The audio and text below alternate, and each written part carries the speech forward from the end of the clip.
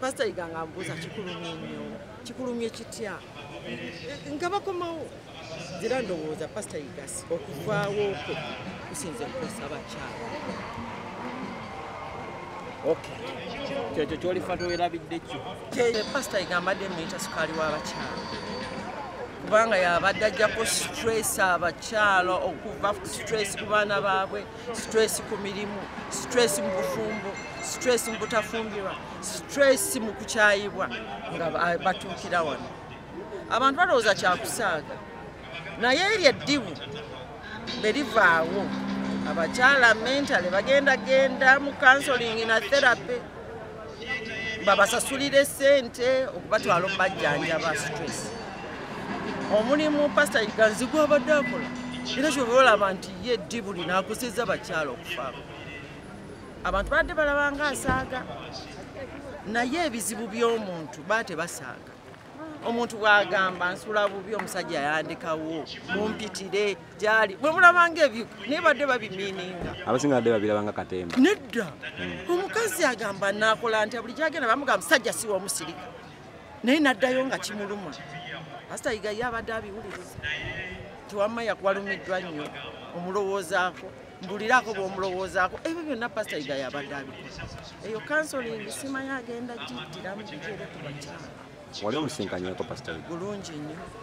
Ki kyolifa towerabidde? Ye buli kaseera abadde tatwala life too serious.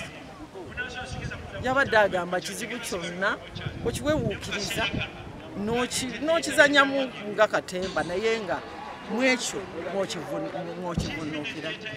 I think I wanted him kyovola nti abadde naye agenda ne mu comedy night abantu ne basanyuka era lumu namusanga mu comedy night wa Muhangi. Yes. Naye I think kikulaga muntu ki Pastor Iga abadde era mbadde ndowooza ate musumba ono yavayo n'ayogera ebigambo nakutula emitima gy'abantu. Nze kyendowooza ndi politician nange atavaayo kuvumirira abanna. The natural. Kyera nti oluusi baŋŋamba obuzeemu nedda saasomesebwa kuguma era saatendekebwa ekyo era bwe kiba nga kinyimya akalulu obutavuma obwombukkiriza oluusi ne bugenda naye ng'ekyo si mulamwa. Nze njagala omuntu abadde asanyusa abantu saabanyisa emitima. Akalulu kagenda kati? Akalulu nkalina bannange omukyala waali kubanga ndeetankyukakyuka tewali kipya singa akalulu kantukalonda ate okuzaako omusajja kipya ki ekibaawo era emyaka 5 gigenda kuggwaawo nga byakola byebyo nga tewali kikyuse. Nze njagala kuleeta ssanyu eri bannakampala. Pastor Iga osanga gaapu eyo tujja gattagattawo abakyala tebabeera mu nnaku. Gamba abantu bakulonde. Bannakampala tuli wano wadde tuwerekera muwagala w'abangi mukwano gw'abangi Pastor Iga abizaayo. Nsaba nti nno essuubi n'essanyu n'okuzza n'okubudaabuda bannakampala ngenda kikola. Mumpa akalulu omukyala omuloodi wange.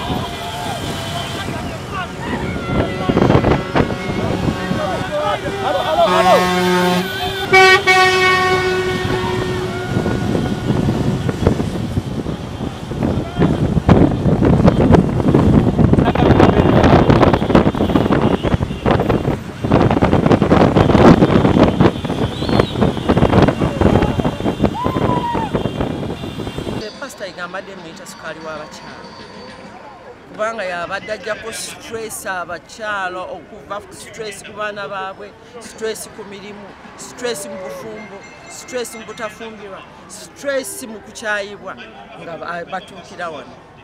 Abantu balowooza kyakusaaga naye eryo eddibu bwe livaawo abakyala mentale bagenda mu counseling na therapy babasasulire ssente okubatwala omubajjanjaba stress.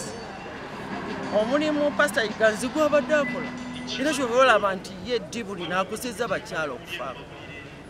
Abantu badde balabanga asaaga naye ebizibu by'omuntu bate basaaga omuntu bw'agamba nsula bubi omusajja yandikawo mumpitire gyali bwe mulabanga ebyo naye badde babimiininga abasinga badde babirabanga katemba nedda omukazi agamba naakola nti buli gyagenda bamugamba musajja si wamusirika naye naddayo nga kimuluma Pastor Yiga yabadde abiwuliriza tiwamma yakwalumiddwa nnyo omulowoozaako mbuliraako bw'omulowoozaako ebyo byonna Pastor Yiga yabadde abikola eyo kansolingi simanyi agenda giddiramu bigere ku bakyala wali omusinkanyeko Pastor Yiga bulungi nnyo kiki olifa tewerabidde ye buli kaseera abadde tatwala life too serious yabadde agamba kizibu kyonna okiwewuukiriza n'okizanyamu nga katemba naye nga mwekyo mwokivunuukira I think I wanted him kyovola nti abadde naye agenda ne mu comedy night abantu ne basanyuka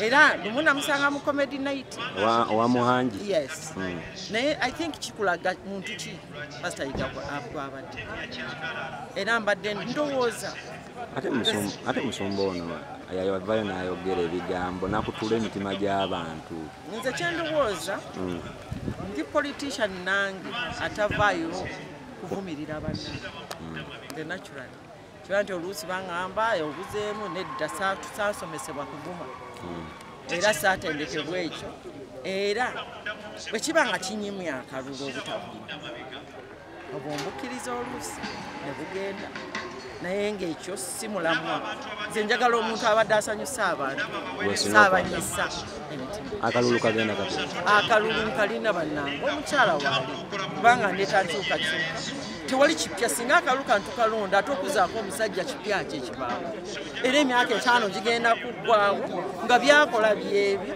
nga tewali kikyuse nze njagala kuleeta ssanyu eri bannakampala Pastor Yiga osanga gaapu eyo tujja gattagattawo abakyala tebabeera mu nnaku gamba abantu bakulonde bannakampala tuli wano wadde tuwerekera muwagala w'abangi mukwano gw'abangi Pastor Yiga abizaayo nsaba nti nno essuubi n'essanyu n'okuzza n'okubudaabuda bannakampala ngenda kikola mumpa akalulu omukyala